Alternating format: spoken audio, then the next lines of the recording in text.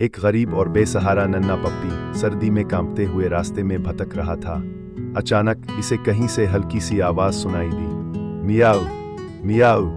नन्हे पप्पी ने चारों तरफ देखा।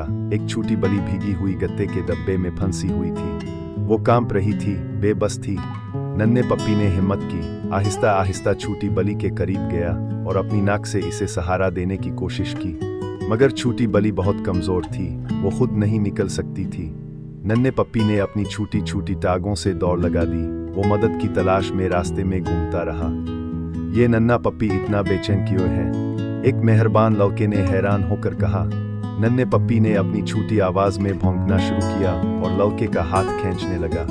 लड़का नन्हे पप्पी के पीछे आया और जैसे ही इसने छोटी बली को देखा, फौरन इसे अपनी जैकेट में लपेट लिया।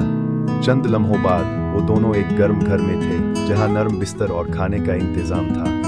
नन्हे पप्पी और छोटी बली अब तन्हा नहीं थे, वो एक नई प्यारी फैमिली का हिस्सा बन चुके थे।